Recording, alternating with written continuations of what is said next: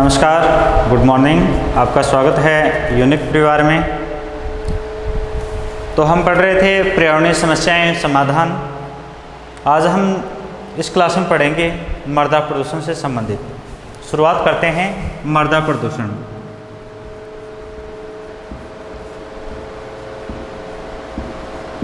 सबसे पहले तो ये देखना पड़ेगा हमें कि मृदा प्रदूषण होता क्या है, यानी इसके अर्थ से संबंधित बात करेंगे कि मृदा प्रदूषण कहते किसे हैं। तो बेटा पीछे वाली परिभाषा में हमने एक एक शब्द बीच में चेंज किया था, याद है? तो इसी प्रकार से मृदा प्रदूषण में भी हम थोड़ा सा चेंजिंग करेंगे। वो है कि जो हमारी कृषि भूमि है, कौन सी भूमि? जो कृषि भूमि है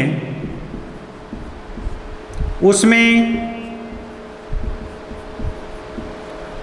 आवश्यकता से अधिक, किससे अधिक? आवश्यकता से अधिक कीटनाशक दवाइयों का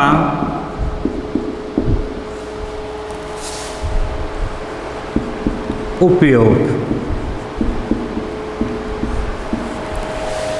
कुछ समझे कि जो हमारी कृषि भूमि है उसमें हम अगर आवश्यकता से अधिक क्या डालेंगे? कीटनाशक दवाइयाँ, या फिर मैं कहूँ कि रासायनिक खाद।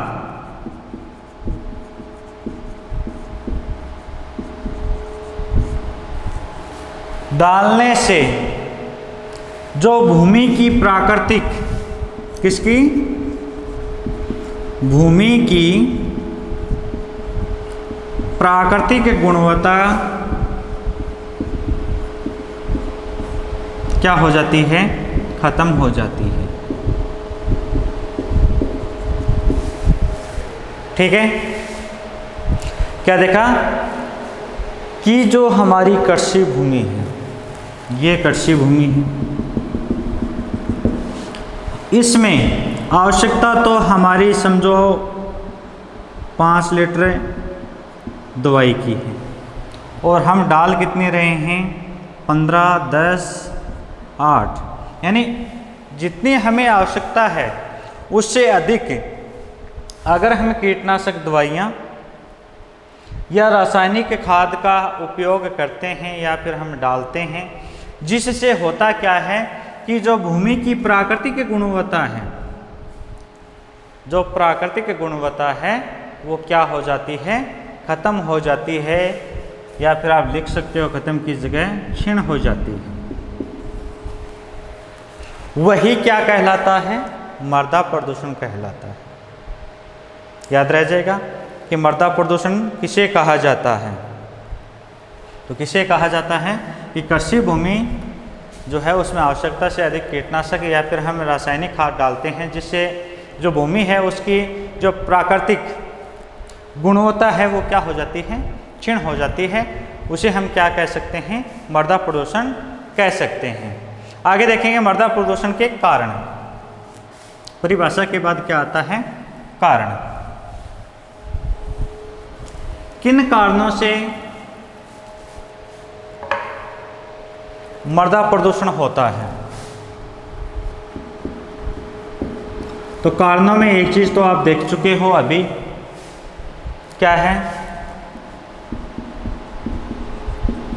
अधिक मात्रा में रासायनिक खाद। अधिक मात्रा में क्या डालने से? रासायनिक खाद का उपयोग करने से।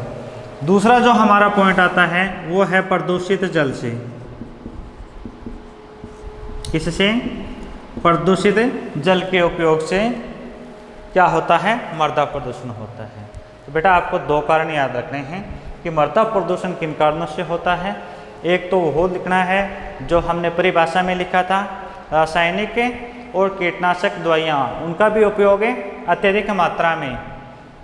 और दूसरा आपको याद रखना है प्रदूषित जल के कारण भी क्या होता है? मृदा प्रदूषण होता है। आगे देखते हैं कि और कौन सा कारण हो सकता है जिनसे क्या हो, मृदा प्रदूषण हो। तो बेटा और कौन सा कारण है? तो कारण आपको बताया था पीछे जल प्रदूषण वाले में। एक तो जो औद्योगिक क्षेत्र हैं, उन क्षेत्रों में जो अपशिष्ट पदार्थ हैं, उन क्षेत्रों में कौन से जो अपशिष्ट पदार्थ हैं, उनसे भी क्या होता है, मृदा प्रदूषण होता है। जैसे आप देख सकते हो कोई डेयरी लगा रखी है किसी ने, ठीक है, तो वहाँ पे दूध को अलग अलग उत्पादों में जब बांटा जाता है, जैसे दूध से दूध बनाना, पनीर, उसका घी निकालना, छाछ, दही, जब उनके जो उपकरण या जो यंत्र हैं साफ किए जाते हैं, तो जो गंदा पानी होता है वो खाली जगह पे छोड़ दिया जाता है, जिससे क्या होगा, मृदा प्रदूषण होगा। ठीक। अब अगला जो हमारा पॉइंट है इसी में, वो क्या रहेगा, खनिज तेल। खनिज तेल से भी क्या होता है, मृदा प्रदूषण होता है। तो दो तो आपको याद ही होंगे, एक तो परिभाषा वाला और दूसरा कौन सा है, जल से संबंधित। इसके अलावा आपको जो दो और याद करने हैं वो कौन से हैं, एक तो औद्योगिक अपशिष्ट और दूसरा कौन सा है, खनिज तेल। इन चारों से क्या होता है बेटा, मृदा प्रदूषण होता है। अब कारण के बाद आता है इसके प्रभाव, यानी मृदा प्रदूषण के प्रभाव।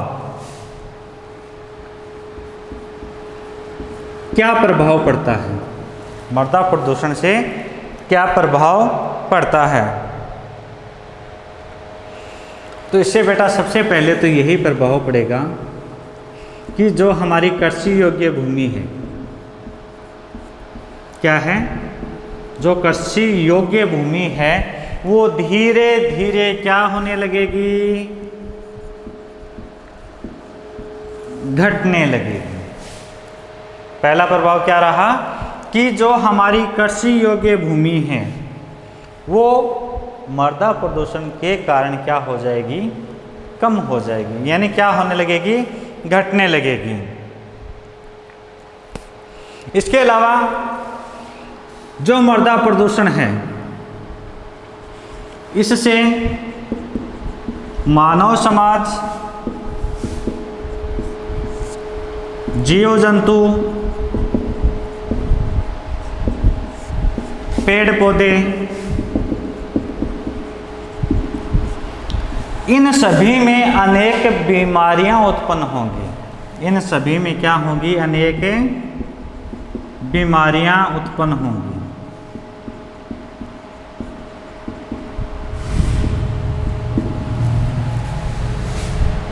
दूसरा क्या है बेटा, जितने भी प्रदूषण पड़ रहे हैं मानव समाज पे तो प्रभाव पड़ रहा है किसी न किसी रूप में।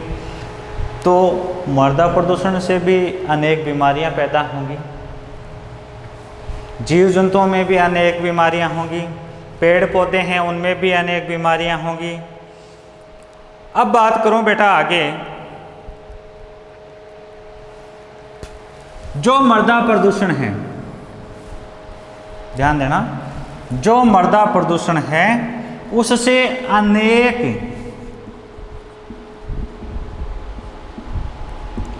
अन्य प्रदूषण जन्म लेंगे। इससे अनेक प्रकार के अन्य प्रदूषण जन्म लेंगे। कैसे लेंगे, पेड़ पौधे नष्ट हो जाएंगे तो वायु प्रदूषण पर प्रभाव पड़ेगा, नहीं पड़ेगा, पड़ेगा। उसी प्रकार से जीव जंतुओं की बात करें तो जीव जंतुओं की प्रजातियां क्या हो जाएंगी, खत्म होने लगेंगी। तीन कारण के अलावा चौथा जो कारण होगा वो होगा पहले के योग्य ही। किसके अनुसार, पहले के अनुसार ही होगा। एक तो पहले में देखा कृषि योग्य भूमि कम होगी, लेकिन लास्ट वाले में क्या लिखना है बेटा कि जो भूमि है, जो शेष भूमि है, अगर वहाँ पे प्रदूषण होगा तो उस भूमि की गुणवत्ता है वो क्या हो जाएगी, कम हो जाएगी।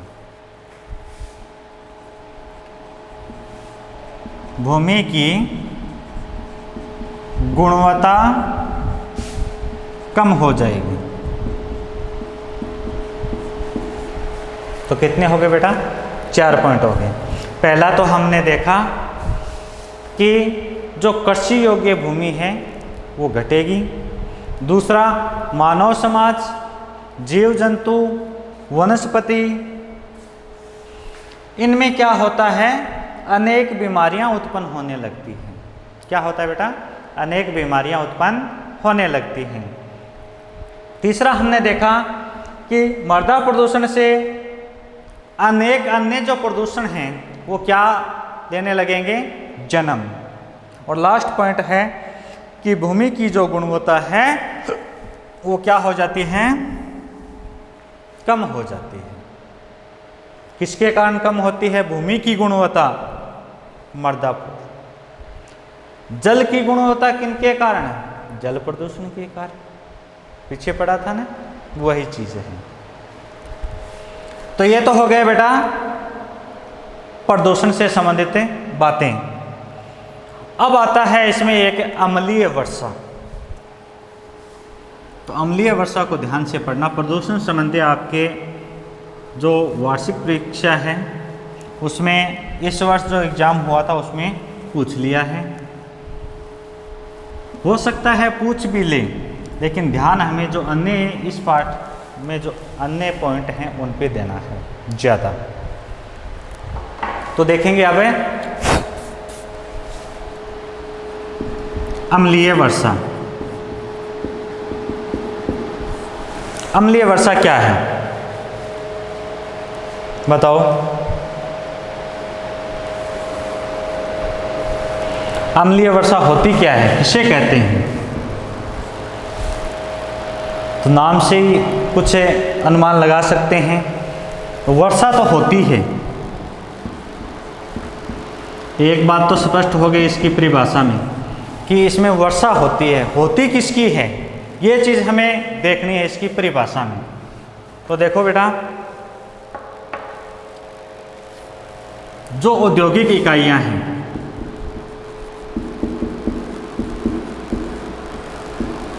सीधी भाषा में बोलूं तो कारखाने, यातायात है, यातायात बोले तो वाहन, इनसे निकलने वाली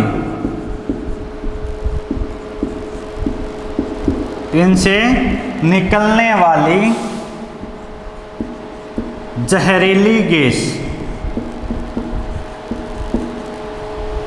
या फिर जहरीली गैसें, उदाहरण के तौर पे देखें तो CO2 है, सल्फर डाइऑक्साइड है, नाइट्रिक ऑक्साइड है। तो ये सभी की सभी यानी इनसे निकलने वाली जितनी भी जहरीली गैसें हैं वो क्या होता है बेटा, जो जल वाष्प है, जल वाष्प यानी वर्षा होती है, पहले बादल बनते हैं ना, तो उन बादलों में इन गैसों का मिश्रण हो जाता है और बाद में क्या होता है, ये वर्षा के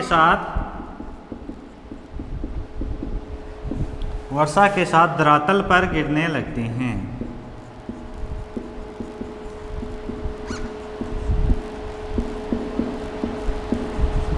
वही क्या कहलाती है, अम्लीय वर्षा कहलाती है। कुछ समझे? सीधी भाषा में देख लो बेटा, यानी जो उद्योग धंधे हैं उनमें बात करूं मैं तो जो जहरीली गैसें निकलती हैं या फिर जो हमारे वाहन हैं, जैसे आप मोटरसाइकिल लेके आते हो, मोटरसाइकिल है, बसों में आते हो तो बसें हैं, उनसे निकलने वाला जो धुआं है वो ऊपर वायुमंडल में चला जाता है और वायुमंडल में जाने के बाद वो जल वाष्प के साथ क्या हो जाता है, मिल जाता है। तो जितनी भी यहाँ से गैसें जाती हैं वो गैसें कैसी हो, जहरीली गैसें होती हैं। वो जल वाष्प में मिलकर वर्षा के साथ धरातल पर गिरती हैं। किसके साथ है? वर्षा के साथ धरातल पे गिरती हैं, तो वही क्या कहलाती हैं? अम्लीय वर्षा कहलाती हैं। वही क्या कहलाती हैं बेटा? अम्लीय वर्षा कहलाती हैं। तो परिभाषा में कोई दिक्कत अगर है तो वीडियो को पुनः देख लेना, ये तो बात है। फिर भी समझ ना आए तो आपके जो PDF है उसको पढ़ लेना। फिर भी समझ में नहीं आता है तो आप मेरे से संपर्क करके वापस इस चीज़ को पढ़ सकते हैं। आगे देखो बेटा, आगे बात आती है इनके कारण से संबंधित कि क्या कारण है जिनसे अम्लीय वर्षा होती है, यानी वो कारण कौन से हैं जिनसे क्या होता है? अम्लीय वर्षा होती है। तो कारण में आपने एक तो अभी देखा था कि जितने भी कल कारखाने हैं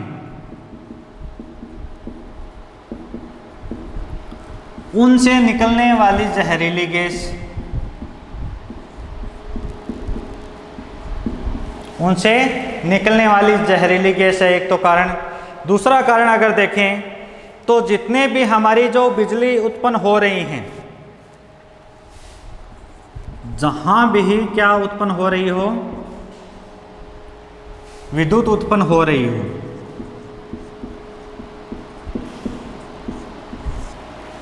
वहां पे अत्यधिक मात्रा में क्या जलाया जाता है? कोयला। बिजली किनसे उत्पन्न? कोयला। तो जहाँ भी ताप विद्युत का उत्पादन होता है वहाँ पे अत्यधिक कोयला जलाया जाता है। तो एक कारण ये भी है कि अत्यधिक कोयले के जलाने से भी क्या उत्पन्न हो सकता है बेटा? अम्लीय वर्षा हो सकती है।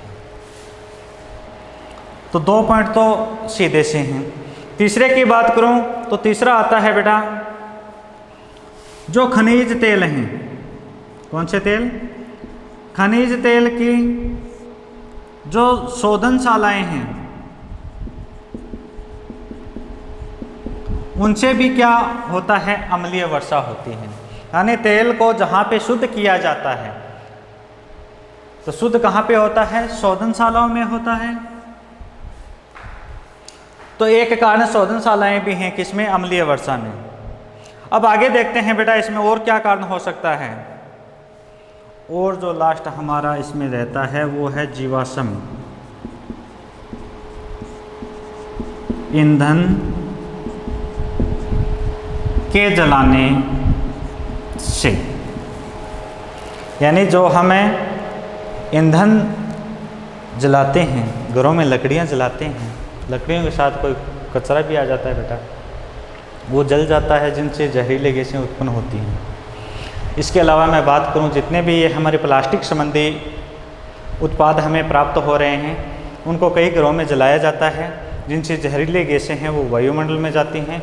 उनसे 3 प्रकार के हम प्रदूषण की बात कर सकते हैं। एक तो वायु प्रदूषण होगा, एक भूमि में जाएगा तो भूमि को नष्ट करेगा, अगर जल में डालते हैं तो जल प्रदूषण होगा। और उन्हीं का कारण है कि ज़्यादातर क्या होती है? अम्लीय वर्षा। और ज़्यादा जहरीले गैसें अगर वायुमंडल में चली जाएंगी तो किसका खतरा रहेगा? जो हमारी ओजोन परत है उसको भी क्या होगा बेटा? नुकसान होगा, यानी क्षति पहुंचेगी उसको भी। तो कारण में आपको बेटा जो हमारे घरेलू कारण है उसको भी शामिल कर सकते हो। घरेलू कारण में पहला तो आपके आस पड़ोस में क्या है? कारखाना है, उससे क्या निकलती है? जहरीली गैसें। उससे भी क्या होता है? वायुमंडल में अम्लीय वर्षा का ज़्यादा प्रभाव रहता है। दूसरा जो हमारे घरों में बिजली आती है तो उसके लिए कोयला, तो कोयले से भी, ये भी एक कारण है अम्लीय वर्षा का। जो हम तेल काम में ले रहे हैं वाहनों में, तो उसकी जो शोधनशालाएं हैं वो भी एक कारण है। और जो हम घरों में ईंधन जलाते हैं वो भी एक अम्लीय वर्षा का क्या है बेटा? कारण है। तो ये तो हो गई कारण। कारण के बाद प्रत्येक में पढ़ रहे हैं प्रभाव से संबंधित कि इसका प्रभाव क्या पड़ता है, यानी अम्लीय वर्षा का प्रभाव।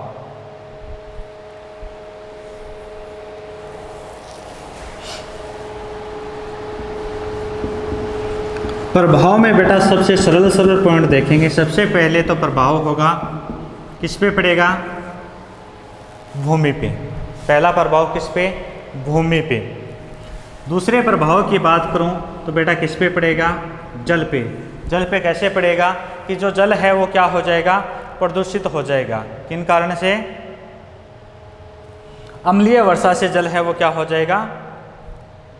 प्रदूषित। अगली बात करूं तो बेटा अगला जो हमारा पॉइंट रहेगा वो रहेगा वनस्पति। किससे संबंधित है? वनस्पति से संबंधित। यानी जो वन है उन पे भी इसका प्रतिकूल प्रभाव पड़ता है। किन पे? वनों पे। चौथे पॉइंट की बात करूं तो चौथा जो हमारा पॉइंट है वो रहेगा बेटा जितने भी जीव जंतु हैं छोटे मोटे, कौन से? जो छोटे छोटे जीव हैं वो क्या होने शुरू हो जाएंगे बेटा? समाप्त होने शुरू हो जाएंगे, यानी खत्म होने के कगार पे वो आ जाएंगे। किन कारण से? अम्लीय वर्षा के कारण से। इसके अलावा इन दोनों को मिला दो बेटा, वनस्पति यानी पादप और जीव जंतु हैं उस पे भी इसकी हानि होती है। किससे? अम्लीय वर्षा से। और लास्ट पॉइंट देखें तो मानव की बात करें तो मानव पे भी इसका प्रभाव पड़ता है कि मानव द्वारा जितनी भी स्थल आकृतियां हैं उसको क्या पहुंचती है? हानि पहुंचती है। इस प्रकार से प्रभाव कितने हो गए बेटा? 5 हो गए। पहला हमने देखा कि इसका जो प्रमुख प्रभाव है वो विस्तृत भूमि पर पड़ता है। दूसरा हमने देखा कि इससे क्या होता है बेटा? जल प्रदूषित होता है। तीसरे पॉइंट की बात की थी कि वनों पे इसका प्रतिकूल प्रभाव पड़ता है। चौथा है कि जीव जंतु हैं वो धीरे धीरे क्या होने शुरू हो जाएंगे?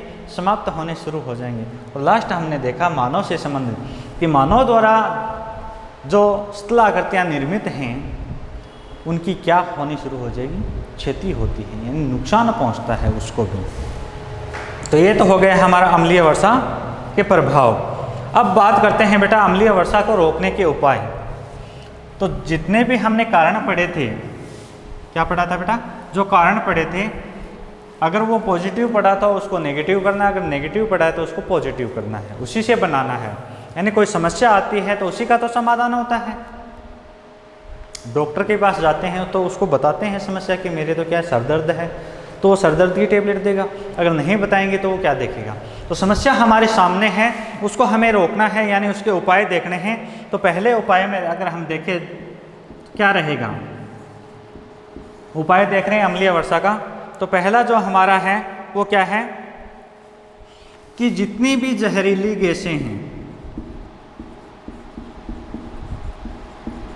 क्या है बेटा? जितनी भी जहरीली गैसें हैं, यानी जिनसे जहरीली गैसें निकलती हैं उन पे हमें क्या लगाना है? नियंत्रण करना है। उस पे क्या करना है? नियंत्रण करना है। दूसरे पॉइंट में अगर देखें तो हम जो विद्युत उत्पन्न कर रहे हैं, यानी ऊर्जा जो उत्पन्न कर रहे हैं, वो किससे उत्पन्न करनी है हमें? सौर। कौन सी ऊर्जा? सौर ऊर्जा। सूर्य से आने वाली किरणों से उत्पन्न होती है सौर। इसके अलावा पवन ऊर्जा, यानी जो हवाएं चलती हैं उससे भी हम क्या प्राप्त कर सकते हैं? पवन ऊर्जा। तो इन दोनों का क्या करना चाहिए? हमें अधिक से अधिक उपयोग करना चाहिए। तीसरे पॉइंट की बात करें तो तीसरा पॉइंट क्या रहेगा कि व्यक्ति विशेष, ध्यान देना बेटा ये छोटा सा पॉइंट है लेकिन लिखने में बड़ा है। यानी व्यक्ति विशेष की बात करें तो प्रत्येक व्यक्ति को वाहन का उपयोग न कर, यानी व्यक्तियों को अपने वाहन का उपयोग या फिर प्रयोग कम करना चाहिए। यानी प्रत्येक व्यक्ति को वाहन का उपयोग नहीं करना चाहिए। अगर कोई व्यक्ति करता है, ध्यान देना, अगर कोई व्यक्ति अपने वाहन का उपयोग ज़्यादा करता है तो उसकी समय समय पे क्या करवानी चाहिए? जांच करवानी चाहिए।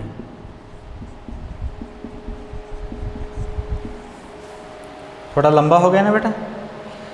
तो इसमें ध्यान क्या देना है कि प्रत्येक व्यक्ति को अपने वाहन का उपयोग कम करके, किसका उपयोग कम करना है? अपने वाहन यानी स्वयं के वाहन का उपयोग कम करना है। ऐसे नहीं है कि एक घर में 5 सदस्य हैं तो पांचों वाहन लेके निकलें। एक जगह जाना है तो किसी के पास बड़ा कोई वाहन है तो उसमें बैठ के जा सकते हैं, उसमें डबल बचत होगी। एक तो प्रदूषण कम होगा, दूसरा पैसे की बचत होगी। फिर भी हम अगर करते हैं तो उसकी समय समय पे हमें क्या करवानी चाहिए? जांच करवानी चाहिए। चौथा जो पॉइंट आता है वो क्या है बेटा?